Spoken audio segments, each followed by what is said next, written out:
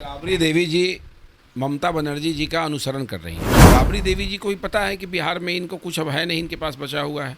राजद आज छठा महीना शुरू हो गया, फिर भी आप खाली नहीं की, आपको नोटिस दिया गया है, रिमाइंडर दिया गया है। इसके बावजूद अगर आप दिलचस्पी नहीं ले रही हैं तो ये सुशासन की सरकार है। अधिकारियों को नियम के अनुसार आपका बंगला खाली कराने आता है और मेरा अपना समझ है कि आप बड़े पदों पर आसीन हैं तो स्वतः आपको खाली कर देना। पप्पू यादव जी ने महिलाओं के बारे में जिन शब्दों का इस्तेमाल किया था उससे पूरे बिहार और देश के महिलाओं को पता है कि पप्पू यादव जी महिलाओं का कितना सम्मान करते हैं। भारतीय जनता पार्टी ने पवन जायसवाल को नई जिम्मेदारी दी है। आपको बता दें कि प्रदेश उपाध्यक्ष की कुर्सी अब इनके पास है और सीधे बात करेंगे। सबसे पहले तो बहुत बहुत बधाई पवन जायसवाल जी, आपको प्रदेश उपाध्यक्ष बनाया गया है। बहुत बहुत धन्यवाद है। सबसे पहले तो भारतीय जनता पार्टी के केंद्रीय नेतृत्व को, राज्य नेतृत्व को हृदय से आभार है, धन्यवाद है कि प्रदेश संगठन में मुझे जिम्मेवारी मिली है। और ये मेरे लिए सम्मान का विषय नहीं है, ये मेरे लिए जिम्मेदारी है। ये सेवा और संकल्प भावना से हमको काम करना है और काम ऐसा करना है कि बूथ से लेके प्रदेश और केंद्र तक के नेताओं के बीच बेहतर सामंजस्य बने। सरकार की जो योजनाएं हैं, जो 12 साल के मोदी जी के बेहतर कार्यकाल हैं, बेहतर काम हैं, उनको जन जन तक पहुंचाने के लिए कार्यकर्ताओं के बीच सामंजस्य बैठाना है, योजनाओं को नीचे लेके जाना है।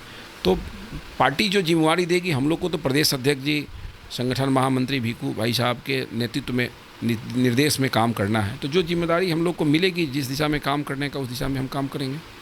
कार्यकर्ताओं को सम्मान देना कितना ज़रूरी है, क्योंकि कहा जाता है किसी भी पार्टी के जो पिलर होते हैं, जो नींव होती है, वो कार्यकर्ता होते हैं। ऐसे में आप लोगों को बड़ी जिम्मेदारी मिली है, कहीं ना कहीं कार्यकर्ताओं का भी ध्यान रखें। देखिए, भारतीय जनता पार्टी तो कार्यकर्ता पर आधारित पार्टी ही है। कार्यकर्ता के बल पर ही भारतीय जनता पार्टी का पूरा नींव है। और हमारे कार्यकर्ता और नेता चुनाव के लिए काम नहीं करते हैं केवल कि हमको विधायक बनना है, सांसद बनना है, मुखिया बनना है, वार्ड बनना है। ये राष्ट्र हित में काम करते हैं। इनका सोच ही है, 365 दिन ये काम करते हैं और 5 साल पर कोई चुनाव आता है तब अपने नेता के लिए या फिर अपने लिए वोट मांगते हैं। तो हमारे यहाँ जो लोग भी है वो समर्पण भाव से काम करते हैं।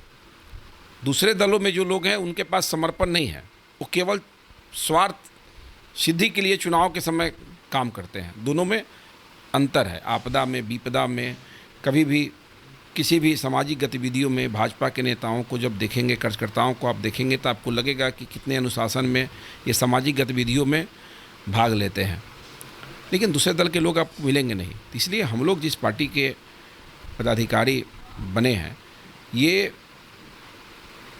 राज्य और केंद्र सरकार की योजनाओं को नीचे लेके जनता के बीच जाना, कार्यकर्ताओं के माध्यम से जनता को इसका लाभ दिलवाना, संगठन का मूल काम तो ये है।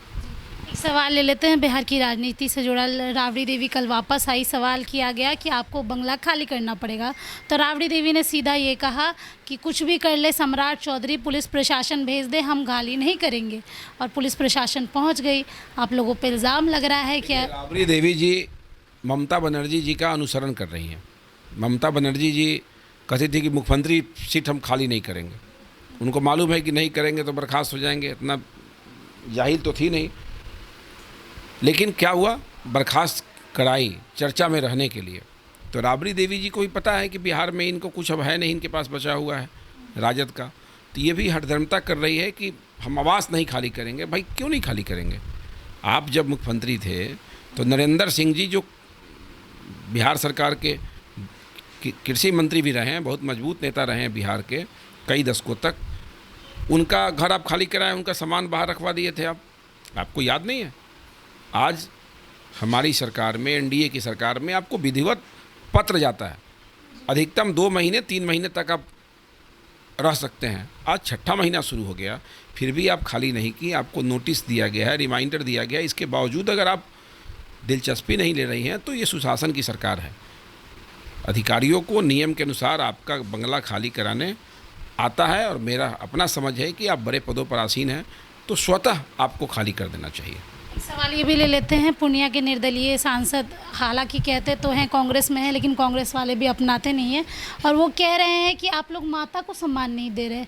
लालू परिवार की हिस्सा नहीं है सिर्फ राबड़ी देवी, वो पूरे बिहार की माँ है। कुछ दिन पहले पप्पू यादव जी ने महिलाओं के बारे में जिन शब्दों का इस्तेमाल किया था, उससे पूरे बिहार और देश के महिलाओं को पता है कि पप्पू यादव जी महिलाओं का कितना सम्मान करते हैं। इसलिए राबड़ी देवी जी के प्रति ऐसे मामलों में सिंपैथी दिखाने से ज़्यादा अच्छा है कि महिलाओं के प्रति के संबंध में जो बयान वो दिए थे पहले उसको वापस ले लें। एमएलसी चुनाव की घोषणा हो चुकी है, क्या लग रहा है जो जिस सीटों को लेके काफ़ी ज़्यादा मंथन हो रही है, इस बार भी एनडीए इंटैक्ट होके सारी सीटें बिल्कुल बिल्कुल, एनडीए तो मजबूत गठबंधन है हम लोगों का, और हम लोग के जीत में कोई संशय की स्थिति है ही नहीं।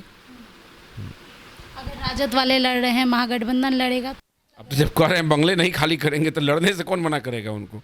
उनको पता भी रहता है कि हमको हारना है, तब भी वो लड़ते हैं कि भाजपा को चुनाव लड़ना पड़े इसके कारण। तो ये तो इनकी विडंबना है, ये ना तो हार को स्वीकार करने जा रहे हैं, न तो बहुमत नहीं रहने के बाद भी इस चीज़ को स्वीकार करने में लगे हैं। ये केवल ईवीएम और बैलेट पेपर के फेरा में पड़े रहते हैं, इधर उधर करके लोगों को गुमराह करते हैं। तो बिहार की जनता अब गुमराह होने वाली नहीं है।